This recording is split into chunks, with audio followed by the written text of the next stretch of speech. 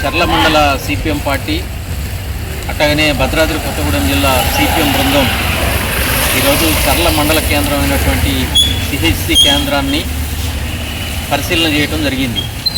డాక్టర్లతో మాట్లాడటం, అట్లాగనే సిబ్బందితో మాట్లాడాము, అట్లాగనే పేషెంట్లతో మాట్లాడాము.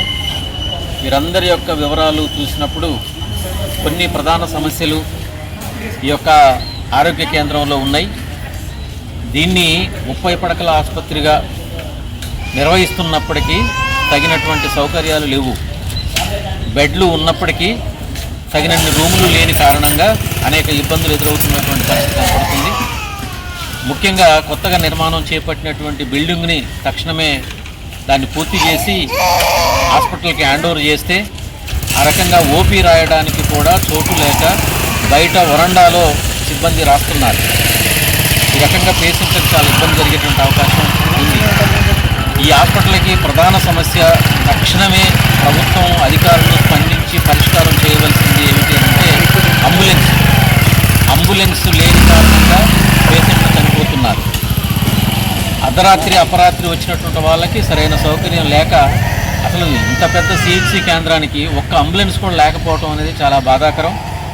ఈ విషయంలో ప్రభుత్వం కలెక్టర్ గారు వెంటనే జోక్యం చేసుకొని ఒక అంబులెన్స్ని ఏర్పాటు చేయవలసిన అవసరం ఉన్నది.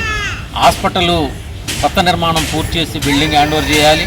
రిక్రూట్మెంట్ డాక్టర్లు కానీ అట్లాగనే ఏఎన్ఎంస్ కానీ 14 పోస్టులు ఉండాలి.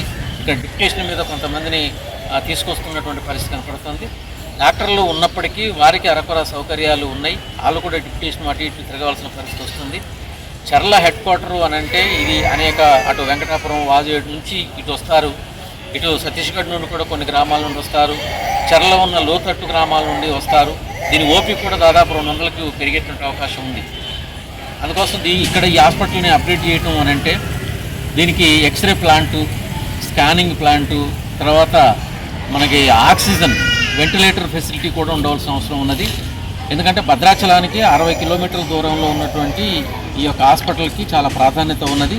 కాబట్టి ప్రభుత్వం అధికారులు తక్షణమే స్పందించి ఈ యొక్క సౌకర్యాలు మెరుగుపరిచి ఇక్కడ ఉన్నటువంటి వైద్య సిబ్బందిని రిక్రూట్మెంట్ చేసి ఆ రకంగా ప్రజలకు అందుబాటులోకి వైద్యం తీసుకురావాలి, నాణ్యమైన వైద్యం అందించాలని సిపిఎం బృందంగా మేము పరిశీలన చేస్తే వెల్లడైనటువంటి అంశాలు. ఈ అంశాలపైన పిఓ గారిని కలెక్టర్ గారిని కలుస్తాం. తద్వారా వారి నుండి గవర్నమెంట్ కూడా రిప్రజెంటేషన్ చేయడానికే సిపిఎం బృందం మొత్తం అన్ని ప్రాంతాల్లో పరిశీలన చేస్తుంది. ఈ అన్ని వివరాలు వచ్చిన తర్వాత కలెక్టర్ గారిని ప్రభుత్వాన్ని కలిసి విన్నవించడం అనేది జరుగుద్ది. కాబట్టి వైద్యాన్ని రక్షించాలి, నాణ్యమైన వైద్యం ఇవ్వాలి, పేదలను ఆదుకోవాలని చెప్పేసి సిపిఎం పార్టీగా మేము ప్రభుత్వాన్ని